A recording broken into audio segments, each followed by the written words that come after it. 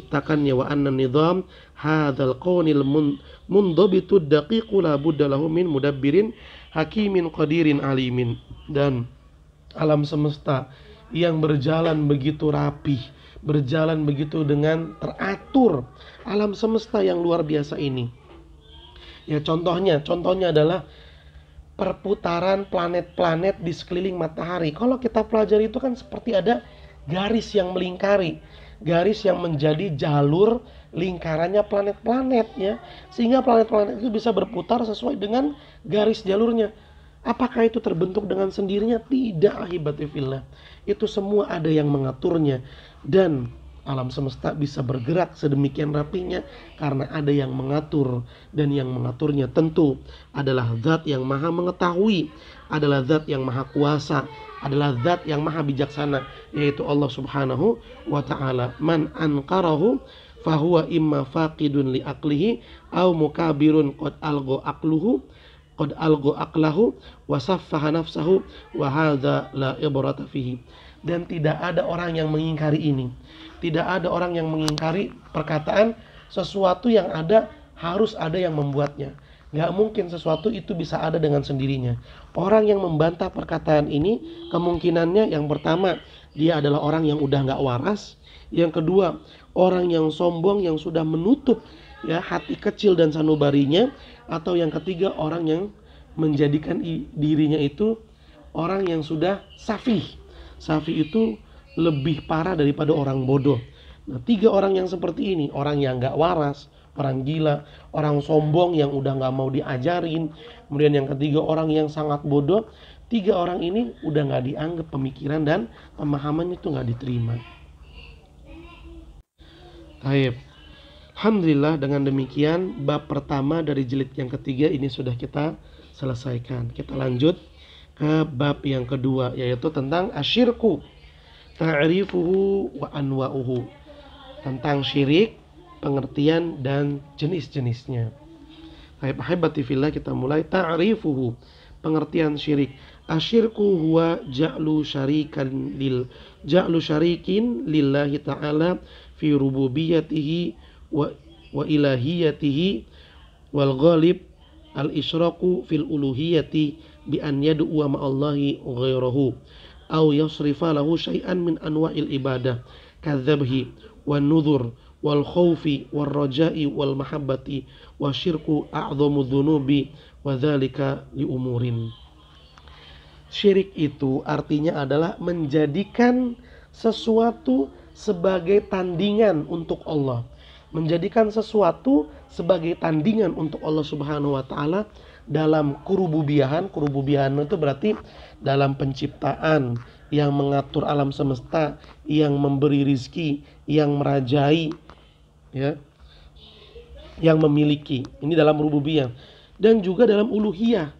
Dalam uluhiyah itu berarti menjadikan tandingan untuk Allah dalam sesembahan ya, dalam sesembahan. Wal ghalibul isyraku fil uluhiyah, kebanyakan syirik itu terjadinya dalam uluhiyah. Kalau rububiyah, sebagaimana yang sudah kita pelajari, kebanyakan manusia itu meyakini bahwa yang memiliki kerububiyahan hanyalah Allah subhanahu wa ta'ala saja. Sedangkan dalam uluhiyah, disinilah banyak manusia melakukan perbuatan syirik. Contohnya, berdoa kepada Allah, juga berdoa kepada selain Allah, atau memalingkan peribadatan yang harusnya untuk Allah tapi ditunjukkan kepada selain Allah, seperti menyembelih ya, berkurban. Menyembelih dan berkurban itu harusnya untuk Allah, tapi ini ditunjukkan kepada ya yang disebut sebagai penghuni lautan misalnya, atau penghuni gunung misalnya, penghuni jembatan. Tidak boleh ya memalingkan nazar, bernazar untuk selain Allah. Kemudian merasa takut, yang mana takut ini bukan takut tabiat, tapi takut yang melahirkan pengagungan, takut yang melahirkan ketaatan. Takut yang seperti ini hanya boleh ditunjukkan kepada Allah subhanahu wa ta'ala. Dan harapan hanya kepada Allah subhanahu wa ta'ala, serta rasa cinta yang sempurna ini juga hanya boleh kepada Allah. Maka siapa yang menyembelih kurban kepada selain Allah, bernazar kepada selain Allah, merasa takut kepada selain Allah, ya, berharap kepada selain Allah, cinta kepada selain Allah, maka dia telah berbuat kesyirikan. Dan ketahuilah bahwasannya syirik itu adalah dosa yang paling besar. Jadi kalau kita ditanya apa dosa yang paling besar, jawabannya adalah perbuatan syirik. Kenapa perbuatan syirik itu dikatakan sebagai dosa yang paling besar? Alasannya adalah sebagai berikut. Yang pertama, perhatikan. Ya, alasan ini harus kita pahami. Kalau bisa kita hafal agar kita bisa lebih waspada dari yang namanya perbuatan syirik. Yang pertama, perhatikan. Yang pertama, tolong perhatikan. Li'annahu tashbihun lil makhluqi bil khaliq fi khasaisil ilahiyati. Faman asyraka ma'allahi ahadan faqad syabbahahu bihi wa hadza a'dhamu dzulmi. Qala ta'ala inna syirka la dzulmun azim.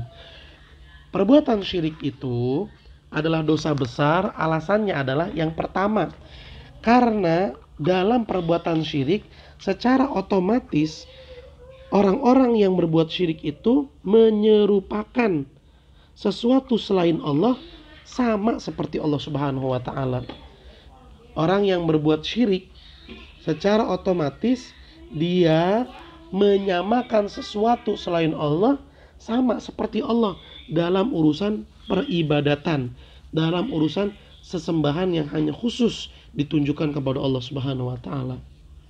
Ya, sekali lagi, orang yang berdoa kepada selain Allah, dia udah minta nih sama Allah, tapi di lain sisi dia juga minta kepada selain Allah, maka sesuatu yang dia mintai itu secara otomatis dia samakan wujudnya dengan Allah Subhanahu wa taala. Makanya perbuatan syirik itu dosa yang paling besar dan kezoliman yang paling besar. Ya, dosa yang paling besar, kezoliman yang paling besar, karena dia menyamakan antara Allah dengan makhluknya. Ya, syirik itu menyamakan antara Allah dengan makhluknya. Ini kezoliman yang paling besar. Sebagaimana Allah nyatakan di dalam surat Luqman ayat 13, inna syirka la zulmun azim. Sesungguhnya perbuatan syirik itu adalah perbuatan kezoliman yang paling besar. Wa dzulmu huwa wad'u syai'i fi ghairi mawdi'ihi. Dan kezoliman itu artinya adalah meletakkan sesuatu bukan pada tempatnya. Itu zolim. Meletakkan sesuatu bukan pada tempatnya adalah pengertian dari perbuatan zolim. Faman abada ghairallah faqad wada'al ibadata fi ghairi mawdi'iha wa sarafaha li ghairi mustahiqiha wa dzalika a'dhamu zulmi. Dan orang yang menyembah kepada selain Allah berarti dia telah meletakkan ibadah bukan kepada tempat yang benar, bukan kepada Allah. Orang yang berbuat syirik berarti ia telah menunjukkan ibadahnya bukan kepada zat yang berhak untuk disembah. Ya, dia meletakkan sesuatu bukan pada tempatnya. Makanya perbuatan syirik itu adalah kezoliman yang paling besar. Sekali lagi ya, kenapa syirik itu dosa yang paling besar? Alasan pertamanya, karena orang yang berbuat syirik maka dia otomatis menyamakan Allah dengan makhluknya. Dan perbuatan syirik itu adalah kezoliman yang paling besar. Kenapa? Karena zolim itu artinya meletakkan sesuatu bukan pada tempatnya. Dan orang yang beribadah kepada selain Allah berarti dia telah meletakkan ibadah bukan pada tempat yang benar. Baik, kemudian alasan kedua kenapa syirik itu adalah dosa besar. Annallaha akhbara annahu la yaghfiru liman lam yatub minhu. Qala ta'ala innallaha la yaghfiru ayyushraka bihi wa yaghfiru ma duna dzalika liman yasha. Alasan kedua kenapa syirik itu dosa yang paling besar adalah karena Allah Subhanahu wa ta'ala tidak akan mengampuni orang yang berbuat syirik kalau dia belum bertaubat. Maka ini perlu diwaspadai ahibati fillah. Siapa yang pernah berbuat dan melakukan kesyirikan dan dia ketahui itu syirik, segera bertobat kepada Allah Subhanahu wa taala. Karena kalau dia meninggal dunia tidak akan diampuni oleh Allah Subhanahu wa taala. Sebagaimana Allah Subhanahu wa taala nyatakan dalam surat An-Nisa ayat 48.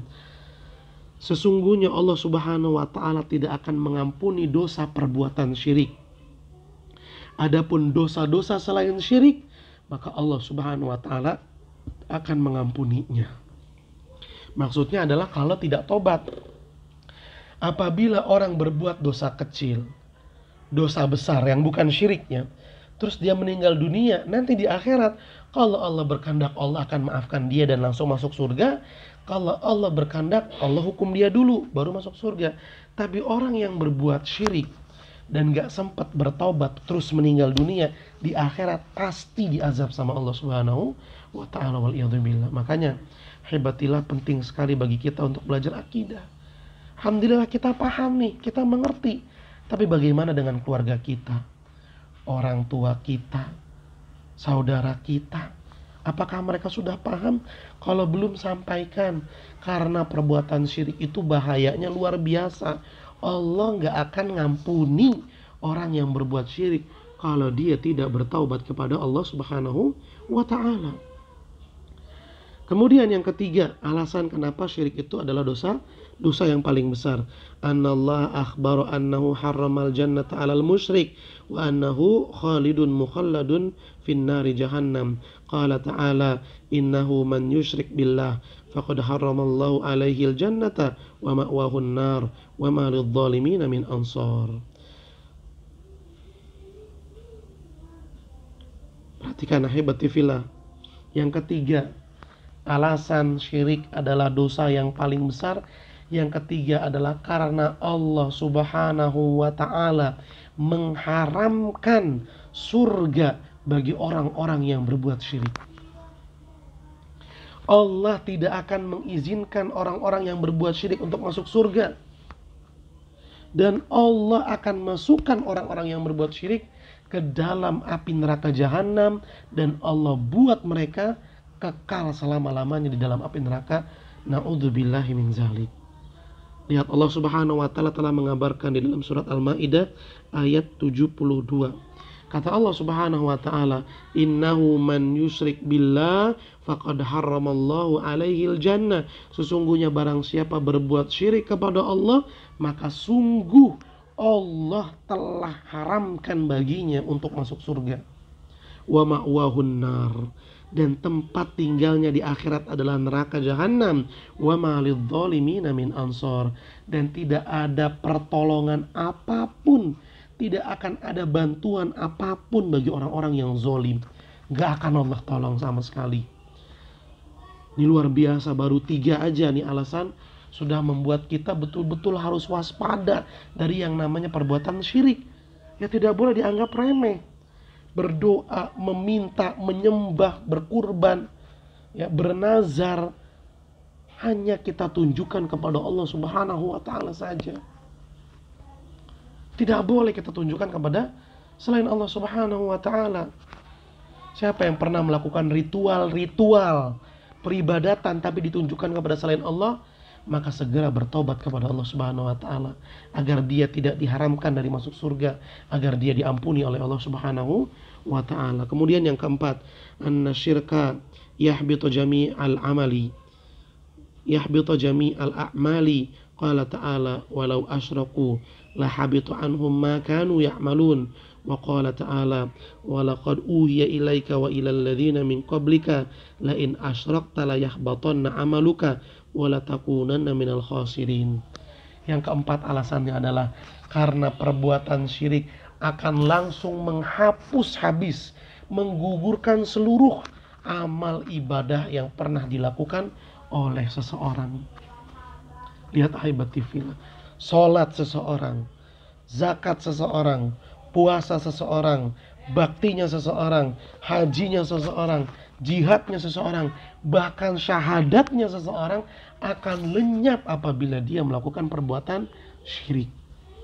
Hilang semuanya, terdelet sampai habis tanpa sisa. Allah Subhanahu wa taala berfirman di dalam surat Al-An'am ayat 88. Maka hati-hati ahibati fillah. Ini pelajaran penting karena terkait dengan keselamatan kita di mana? Di kehidupan akhirat yang kekal dan abadi. Siapa yang memperhatikan pelajaran akidah ini, maka Allah Subhanahu wa taala akan bimbing dia untuk menjadi orang yang saleh. Tapi siapa yang mempelajari hal ini dengan sikap yang tidak baik, maka hendaknya dia berwaspada dan hati-hati. Lihat kata Allah Subhanahu wa taala, "Walau asyraku lahabita anhum ma kanu ya'malun." Sekiranya mereka berbuat syirik, maka gugurlah dari mereka semua yang pernah mereka kerjakan dari peribadatan dan amal soleh. Seandainya, jikalau, sekiranya mereka melakukan perbuatan syirik, maka terhapuslah semua amal ibadah yang pernah mereka lakukan. Hilang semuanya, ahibati fillah, tidak tersisa. Waliyadzubillah.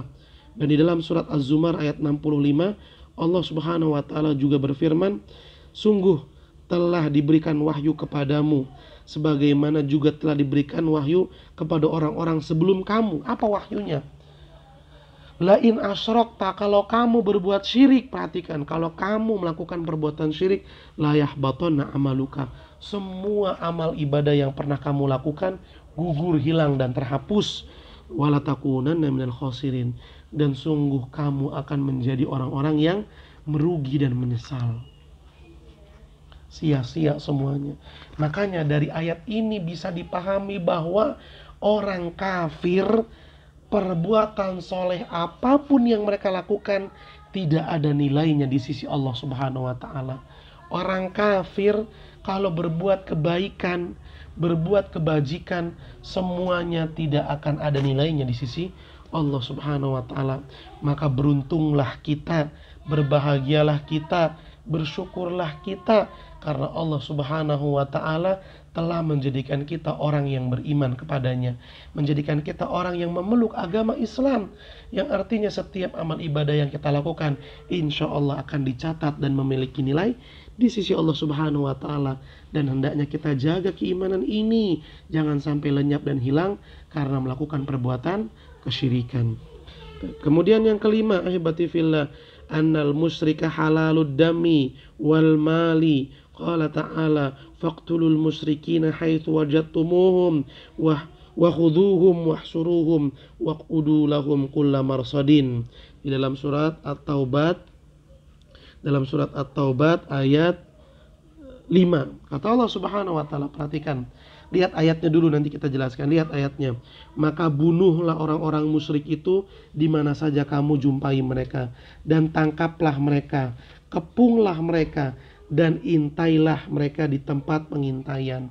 Artinya apa? Lihat, ayat pertama ini menyebutkan bunuhlah orang-orang musyrik dimanapun kalian mendapati mereka.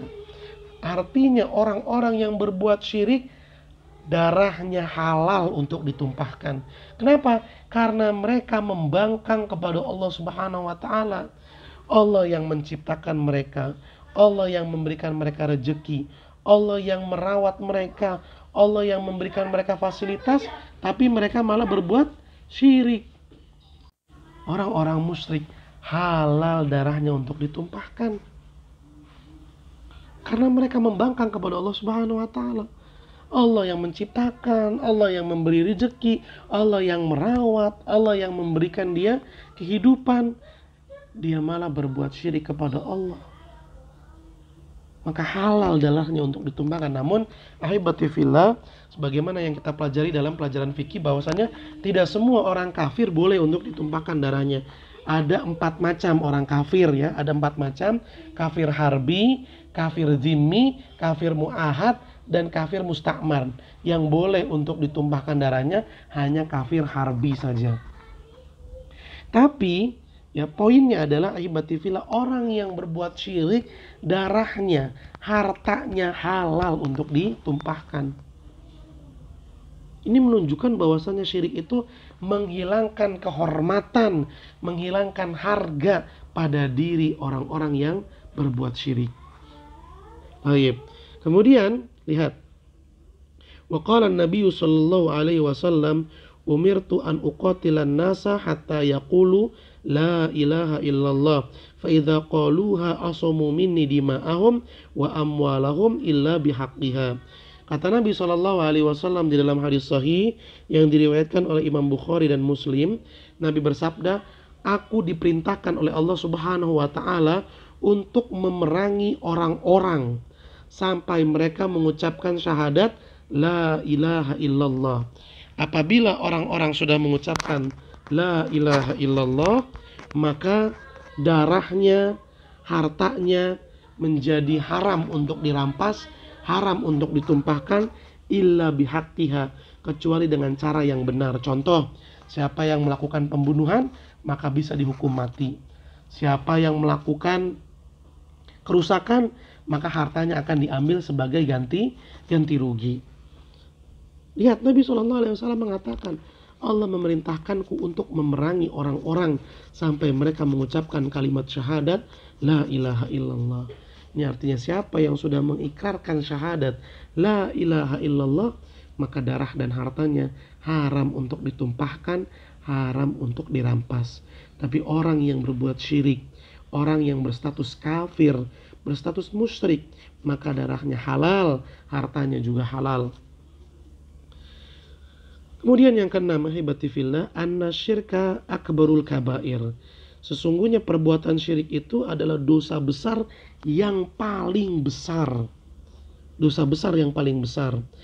Qala sallallahu alaihi wasallam, Nabi sallallahu alaihi wasallam bersabda, ala unabbiukum bi akbaril kabair. Mau enggak kalian aku beritahukan kepada kalian dosa-dosa besar yang paling besar? Qulna bala ya Rasulullah. Maka kami para sahabat pun berkata, sungguh kami mau wahai Rasulullah.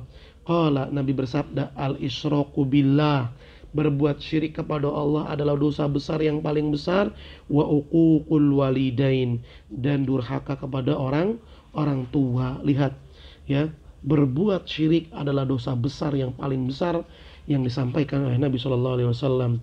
Qala al-allamah Ibnul Qayyim, ya, Imam Ibnul Qayyim rahimahullah berkata di dalam kitabnya Al-Jawabul Kafi halaman 109, akhbara subhanahu annal qasda bil khalqi wal amra an ya'rifa bi asma'ihi wa sifatihi wa ya'budu wahdahu la yushrika bihi wa an yaquman nas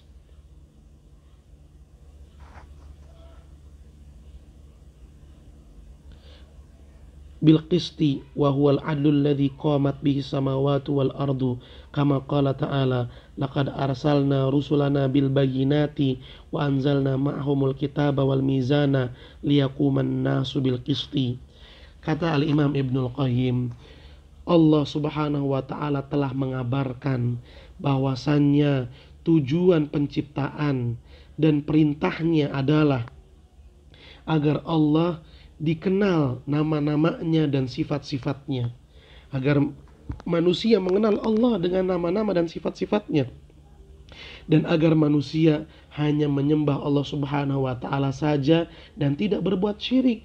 Ini sudah Allah kabarkan dan itu sudah menjadi perintah Allah, dan hendaknya manusia itu berlaku adil, di mana keadilan itu menjadikan langit dan bumi tegak lurus berdiri. Sebagaimana Allah Subhanahu wa taala berfirman, sesungguhnya kami telah mengutus para rasul dan membawakan mereka bukti-bukti yang nyata, dan telah kami berikan juga kepada mereka para rasul, yaitu kitab-kitab dan juga timbangan agar manusia bisa berlaku adil. Adil itu sesuai, meletakkan sesuatu pada tempatnya. Lihat langit dan bumi, kenapa bisa sampai saat ini berdiri tegak? Karena melakukan fungsinya dengan adil. Coba kalau misalnya bumi berputar sesuka hatinya, akan berantakan semua yang ada di dalam bumi.